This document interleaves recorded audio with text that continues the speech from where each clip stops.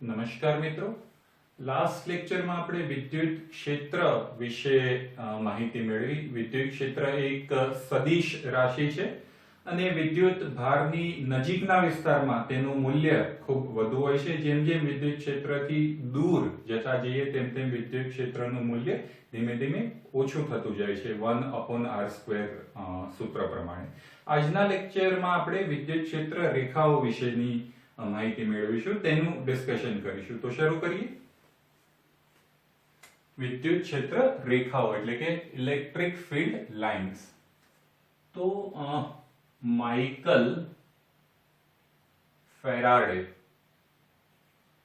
નામનો જે વૈજ્ઞાનિક હતો તેણે સૌપ્રથમ આ વિદ્યુત ક્ષેત્ર રેખાઓ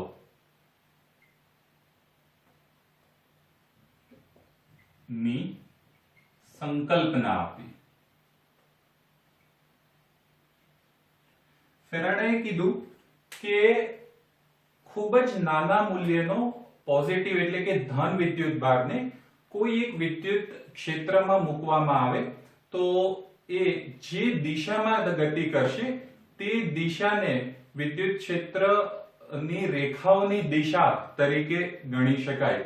માની લો કે અહીંયા આકૃતિમાં આપણે આ જે રેડ છે એક ધન વિદ્યુત ભાર દર્શાવ્યો છે અને અહીં કોઈ એક ખૂબ જ સૂક્ષ્મ મૂલ્યનો બીજો એક ધન વિદ્યુત ભાર મૂકીએ તો બંને વચ્ચે પરસ્પર અપાકર્ષણને કારણે એ જે નાનો ધન વિદ્યુત ભાર છે તે આ મોટા ધન વિદ્યુત ભારથી દૂરની દિશામાં જવાનો પ્રયત્ન કરશે. તો એ જે દિશા ઉપર એ જે ગતિ પથ ઉપર જવાનો પ્રયત્ન કરશે તે દિશાને વિદ્યુત ક્ષેત્રની રેખાઓની દિશા તરીકે આપણે કલ્પી શકીશું. અહીંયા આપણે એક વાત નોંધીએ કે વિદ્યુત ક્ષેત્રની જે રેખાઓ છે એ એક હાઇપોથેટિકલ એટલે કે ઇમેજનરી કન્સેપ્ટ છે. ખરેખર વિદ્યુત ભારની આસપાસ આવી કોઈ ક્ષેત્ર રેખાઓ હોતી નથી.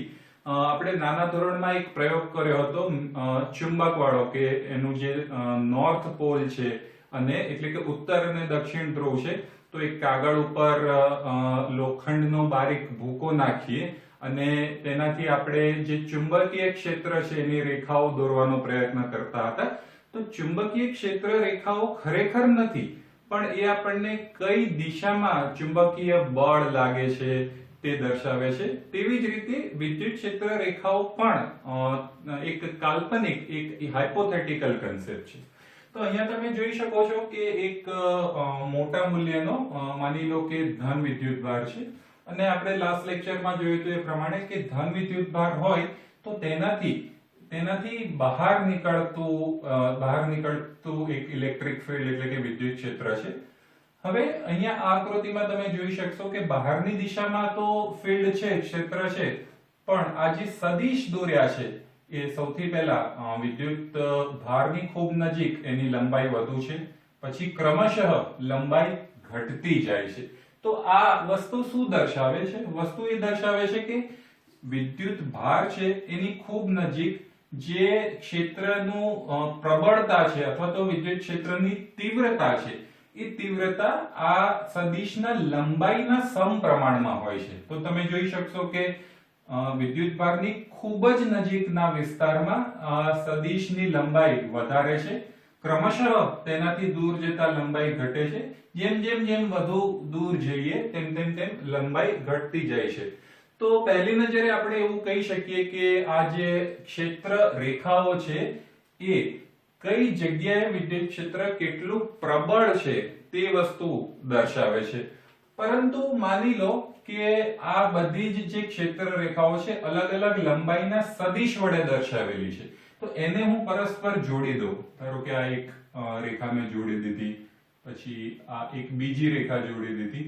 અહીંયા ફક્ત ત્રણ અલગ અલગ સદિશને બદલે એક જ સદિશ છે. આવી બધી જ રેખાઓ જેટલી પણ ડ્રો કરી છે બધી જ રેખાઓ જોડી દીધી. તો આપણને હવે પ્રબળતા વિશે જો કોઈ માહિતી મળવાની હતી પહેલા એ માહિતી નષ્ટ થઈ ગઈ. આપણને કોઈ માહિતી નહીં મળે? જી ના, માહિતી હજી મળશે. પણ અહીંયા આપણે એક બીજો કન્સેપ્ટ લગાવીએ કે હવે વિદ્યુત ક્ષેત્ર છે એની પ્રબળતા અથવા તો એની જે તીવ્રતા છે એ ક્ષેત્ર રેખાઓની વિદ્યુત ક્ષેત્ર રેખાઓની ઘનતા એટલે કે ગીચતા ના સમપ્રમાણમાં છે તેવું કહી શકીએ. એનો મતલબ એવો આપણે કાઢી શકીએ કે જે વિસ્તારમાં વિદ્યુત ક્ષેત્ર રેખાઓ ખૂબ જ નજીક એટલે કે ગીચ છે તે વિસ્તાર વધારે પ્રબળ વિદ્યુત ક્ષેત્ર દર્શાવે છે અને જે વિસ્તારમાં વિદ્યુત ક્ષેત્ર રેખાઓ પ્રમાણમાં થોડી દૂર છે એ ઓછા મૂલ્યનું, ઓછી તીવ્રતા વાળું, ઓછી પ્રબળતા વાળું વિદ્યુત ક્ષેત્ર દર્શાવે છે. તો અહીંયા આપણને એક પ્રશ્ન એ પણ થાય કે અહીંયા એક ધન વિદ્યુત ભારમાંથી મેં 6 અલગ ક્ષેત્ર રેખાઓ બહાર નીકળતી ડ્રો કરી છે, પણ કોઈ એક બીજો માણસ છે જે 6 ને બદલે 12 ક્ષેત્ર રેખાઓ દોરી શકે કે 12 ને બદલે 50 પણ દોરી શકે. તો એ તો આપણા દોરવા ઉપર આધારિત છે, એવું નથી થયું? જી ના, એવું બિલકુલ નથી. માની લો કે 6 ની જગ્યાએ 12 કે 12 ની જગ્યાએ 50 ક્ષેત્ર રેખાઓ પણ આપણે ડ્રો કરી, પરંતુ અહીંયા જે ગીચતા કે ઘનતાની વાત કરી એ સાપેક્ષ ગીચતા અથવા તો સાપેક્ષ ઘનતાની વાત છે. ઠીક છે, સમજવાનો પ્રયત્ન કરીએ કે અહીંયા ફરીવાર એક ધન વિદ્યુતભાર q લીધો છે અને તેમાંથી બધી જ દિશામાં એટલે કે ત્રણેય પરિમાણની અંદર લંબાઈ, પહોળાઈ અને ઊંચાઈ ત્રણેય દિશામાં વિદ્યુત ક્ષેત્રની જે રેખાઓ છે એ બહાર નીકળે છે. અહીંયા સમજવા ખાતર આપણે ફક્ત આટલી જ રેખાઓ અભ્યાસ પૂરતી દોરી છે. માની લો કે આમાંથી 1 2 3 4 5 6 અને 7 અલગ રેખાઓ છે અને એનો અભ્યાસ કરીએ છીએ. તો હવે આપણે બે એરિયા એટલે કે બે ક્ષેત્રફળ દોરીએ. એક ક્ષેત્રફળ અહીંયા ડ્રો કરીએ, માની લો કે પહેલું ક્ષેત્રફળ છે અને બીજું ક્ષેત્રફળ આ રીતે અહીંયા ડ્રો કરીએ. આપણે માની લઈએ કે આ જે બંને ક્ષેત્રફળ છે એ સમાન મૂલ્યના છે. તો તમે જોઈ શકશો કે આ જે પહેલું ક્ષેત્રફળ છે જેને હું માની લો કે A1 નામ આપું અને આ જે બીજું ક્ષેત્રફળ છે જેને હું A2 નામ આપું, તો A1 અને A2 નું જે મૂલ્ય છે ક્ષેત્રફળનું તે એક સમાન છે, પણ A1 માંથી પસાર થતી વિદ્યુત ક્ષેત્રની રેખાઓ છે એ 1 2 3 4 5 6 1 2 3 4 5 6 છે, જ્યારે A2 માંથી પસાર થતી જે વિદ્યુત ક્ષેત્રની રેખાઓ છે 1 અને 2 બે જ છે. એટલે આપણે કહી શકીએ કે A1 પાસે જે ગીચતા છે, જે ઘનતા છે તે વધુ છે અને A2 પાસે ક્ષેત્ર રેખાની જે ગીચતા છે તે ઓછી છે. હવે આપણે પહેલા જ જોયું કે વિદ્યુત ક્ષેત્ર રેખાઓની ગીચતા જે વિસ્તારમાં વધુ હોય તે વિદ્યુત ક્ષેત્ર વધુ છે. તો આપણે કહી શકીશું કે A1 પાસે વિદ્યુત ક્ષેત્રનું પ્રબળતા, વિદ્યુત ક્ષેત્રનું મૂલ્ય વધુ હશે અને A2 પાસે વિદ્યુત ક્ષેત્રની ગીચતા અથવા વિદ્યુત ક્ષેત્રની પ્રબળતા કે તીવ્રતાનું મૂલ્ય ઓછી હશે. એક બીજો કન્સેપ્ટ સમજીએ. માની લો કે એક ઘનકોણ અહીંયા લઈએ, ધારો કે અહીંયા એક ઘનકોણ લઈએ છીએ જેને હું નામ આપું P1 અને દૂર એક બીજો ઘનકોણ લઈએ છીએ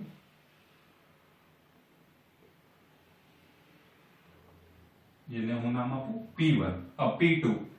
Q થી જે P1 નું અંતર છે એને હું R1 નામ આપું અને Q થી આ જે P2 ઘનકોણનું જે અંતર છે તેનું R2 નામ આપું. સૌપ્રથમ તો આપણે એ સમજીએ કે ઘનકોણ છે શું. તો આપણને સિમ્પલ ખૂણો ખબર છે કે હું અહીંયા લખી શકું કે ખૂણો બરાબર ચાપ ભાગ્યા ત્રિજ્યા. આપણને બધાને ખબર છે કે બે પરિમાણમાં, બે ડાયમેન્શનમાં જે ખૂણો છે એના માટેનું આ સૂત્ર છે કે ખૂણો બરાબર ચાપ ભાગ્યા ત્રિજ્યા. હવે એક ખૂણો એવો કલ્પો કે જે બે પરિમાણને બદલે 3 પરિમાણમાં છે, એટલે કે આ રીતનો છે. શંકુ આકાર તમે કલ્પી શકો. તો આ જે છે આ કોણ જેમાં 3 છે, 3 લંબાઈ પણ છે, પહોળાઈ પણ છે અને ઊંચાઈ પણ છે, તો આને ઘનકોણ એટલે કે સોલિડ એંગલ કહેવામાં આવે છે, જેની સંજ્ઞા છે ડેલ્ટા ઓમેગા. હવે જેમ ખૂણાનું જે સૂત્ર છે ખૂણો બરાબર ચાપ ભાગ્યા ત્રિજ્યા, એ જ પ્રમાણે આ જે ઘનકોણ ડેલ્ટા ઓમેગા નું સૂત્ર છે અંશમાં આવશે ચાપની જગ્યાએ આ આખું ક્ષેત્રફળ, આ ક્ષેત્રફળ, તો એરિયા એટલે કે ક્ષેત્રફળ અપોન ત્રિજ્યાનો વર્ગ એટલે કે r સ્ક્વેર. તો આપણે હવે P1 અને P2 બંને માટે આ સૂત્રની મદદથી ફરી સાબિત કરીએ કે કઈ જગ્યાએ વિદ્યુત ક્ષેત્રની ગીચતા અથવા તો વિદ્યુત ક્ષેત્રની ઘનતા વધુ છે. તો P1 માટે આપણે લખવું હોય તો P1 માટે આપણે એવું લખી શકીએ કે P1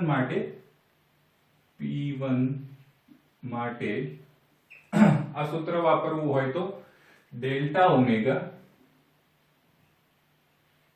બરાબર આ. હવે જે ધારો કે આ જે ક્ષેત્રફળ છે એને હું ડેલ્ટા S1 કહી દઉં, તો ડેલ્ટા S1 છેદમાં R1 સ્ક્વેર. એ જ પ્રમાણે P2 માટે મારે લખવું હોય તો હું લખી શકીશ ડેલ્ટા ઓમેગા, આ જે ક્ષેત્રફળ છે એને હું ડેલ્ટા S2 કહી દઈશ, તો ડેલ્ટા S2 છેદમાં R2 સ્ક્વેર. ઠીક છે. તો આના ઉપરથી એવું લખી શકાશે કે ડેલ્ટા S1 બરાબર delta omega into R1 square અને ડેલ્ટા S2 બરાબર delta omega into R2 square. હવે માની લો કે અત્યારે આ P1 ક્ષેત્રફળ અને P2 ક્ષેત્રફળ બંનેમાંથી પસાર થતી જે ક્ષેત્ર રેખાઓની સંખ્યા આકૃતિમાં આપણે જોઈ શકીએ છીએ કે સમાન છે. માની લો કે n ક્ષેત્ર રેખાઓ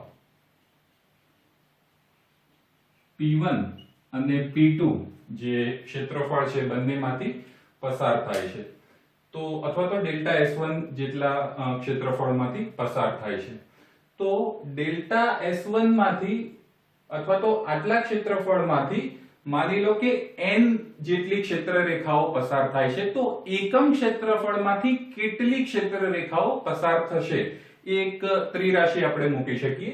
તો માની લો કે આ જે ક્ષેત્રફળ છે, માની લો કે delta omega into R1 square માંથી પસાર થતી ક્ષેત્ર રેખાઓની સંખ્યા n, તો એકમ ક્ષેત્રફળમાંથી પસાર થતી ક્ષેત્ર રેખાઓની સંખ્યા કેટલી?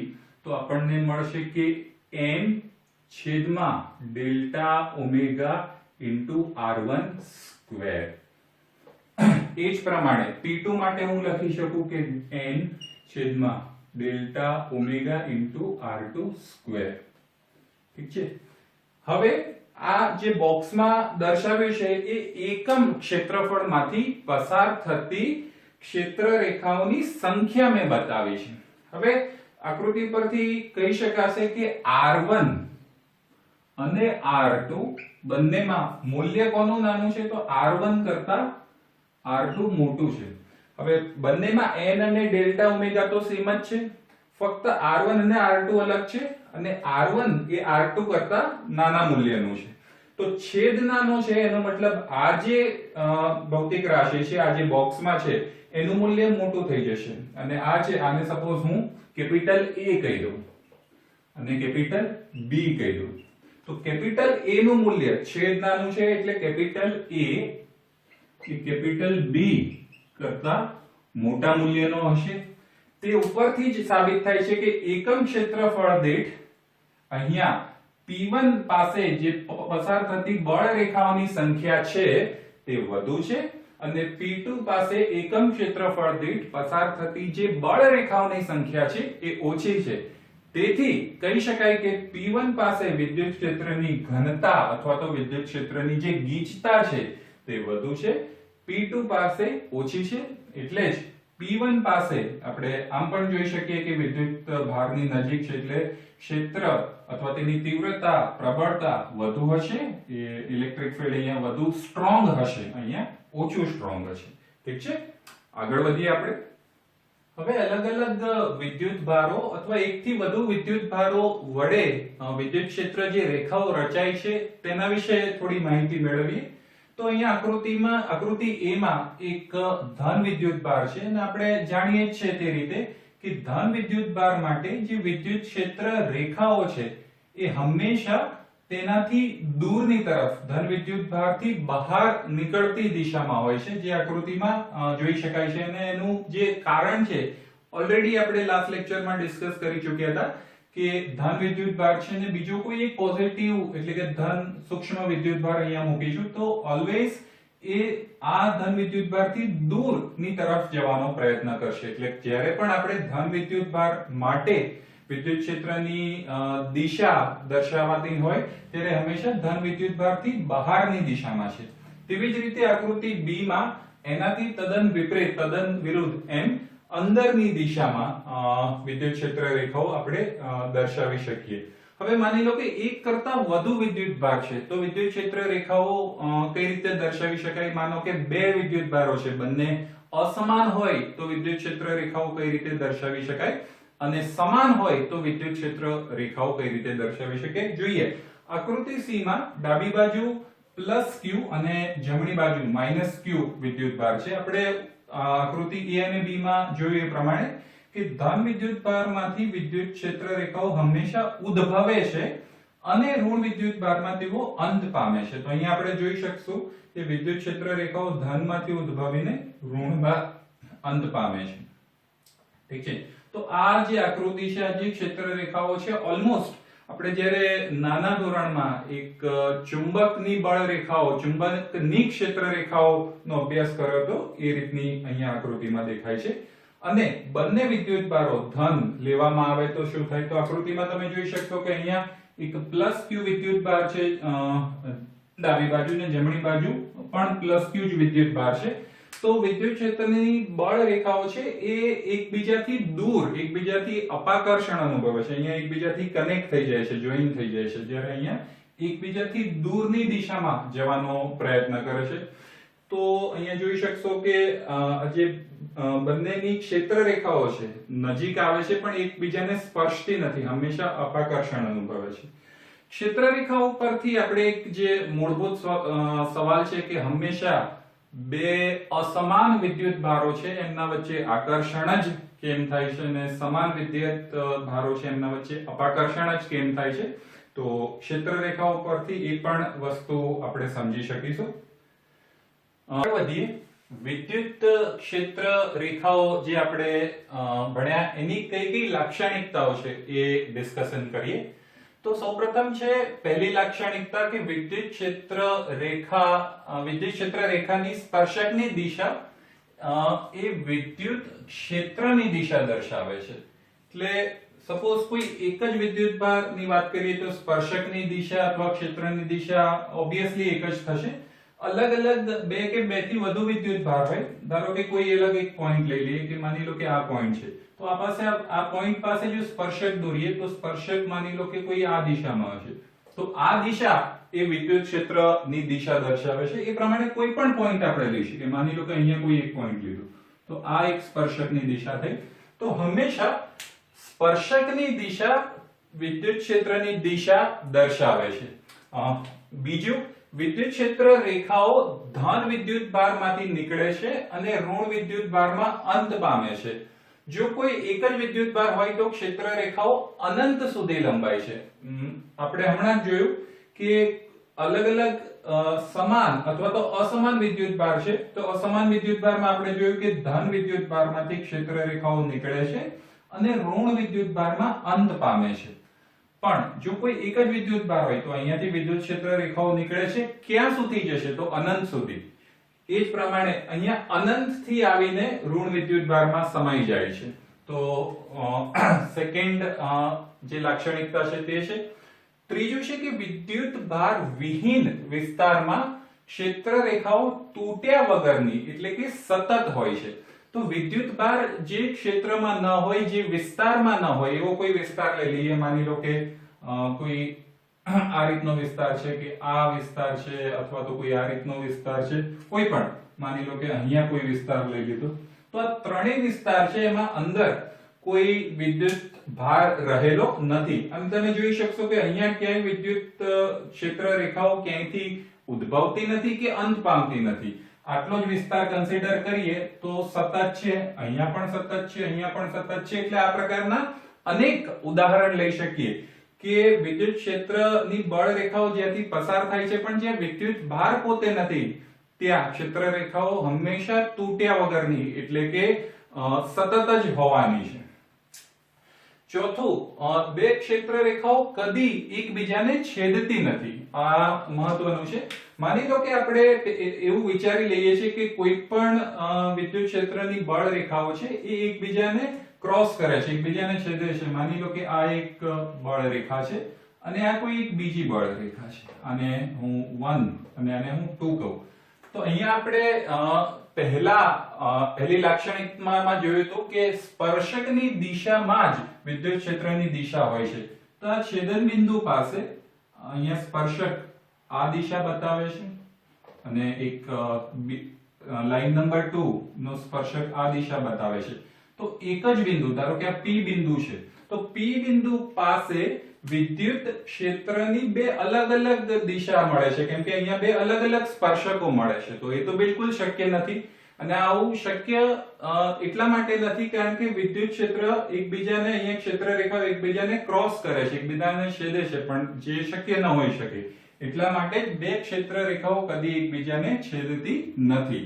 અને લાસ્ટ ફાઇનલ પોઈન્ટ છે કે વિદ્યુત ક્ષેત્ર રેખાઓ કદી બંધ ગાળો રચતી નથી. બંધ ગાળો એટલે માની લો કે કોઈ વિદ્યુત ભાર છે મારી પાસે પ્લસ છે, તો અહીંયાથી વિદ્યુત ક્ષેત્રની જે રેખા નીકળી ને ફરી જો અહીંયા પાછું આવે તો પાછું આવે ધેટ મીન્સ કે આ ઋણ વિદ્યુત ભાર છે, પણ અહીંયાથી નીકળ્યો આ ધન વિદ્યુત ભાર છે. તો ધન વિદ્યુત ભાર પોતે જ ઋણ વિદ્યુત ભાર કેવી રીતે હોઈ શકે? પણ જો બંધ ગાળો રચવો હોય તો આ જે કન્ડિશન છે, આ જે શરત છે એ ફૂલફિલ થવી જોઈએ, જે શક્ય નથી. એટલે આપણે કહી શકીએ કે વિદ્યુત ક્ષેત્રની જે રેખાઓ છે એ કદી બંધ ગાળો રચતી નથી.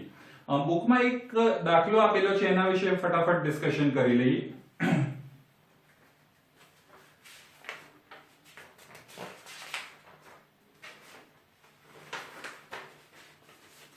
સ્વાધ્યાયનો દાખલો છે 1.7. એમાં કીધું છે, બે પાર્ટ છે A અને B. એમાં કીધું છે કે an electrical field lines is continuous curve that is a field line cannot have a sudden break. Why not? એટલે કે બળ રેખાઓ છે એ સતત છે, તો એમાં અચાનક જ એ તૂટી જતી નથી. શા માટે? તો આપણે હમણાં જ ભણ્યા કે ઇલેક્ટ્રિક ફિલ્ડ છે એ 1/4 પાઈ એપ્સિલોન 0 q/r², એટલે આ અનંત સુધી છે. આનું મૂલ્ય ધીમે ધીમે ઓછું થશે, પણ 0 ક્યારે થશે? અનંત પાસે. કારણ કે 1/r², r તમે અનંત ઇન્ફિનિટી લો ત્યારે જે શૂન્ય થાય. તો સડન બ્રેક થઈ જાય છે, તૂટી જાય છે, એનો મતલબ કે ત્યાં વિદ્યુત ક્ષેત્રનું અસ્તિત્વ જ નથી, પણ જે પ્રેક્ટિકલી પોસિબલ નથી છે. અને બી પાર્ટમાં આપણને શું કીધું છે 1.7 માં, explain why two field lines never cross each other at any point. એટલે કોઈ પણ બિંદુએ બે ક્ષેત્ર રેખાઓ શા માટે એકબીજાને છેદતી નથી એ આપણે હમણાં જ સમજ્યા કે જો કોઈ પણ બિંદુ પાસે બે ક્ષેત્ર રેખાઓ એકબીજાને છેદે તો વિદ્યુત ક્ષેત્રની જે અલગ અલગ બે દિશા મળે, જે શક્ય નથી. એટલે જ કોઈ પણ બિંદુએ બે કે બે થી વધુ ક્ષેત્ર રેખાઓ એકબીજાને છેદી શકે નહીં.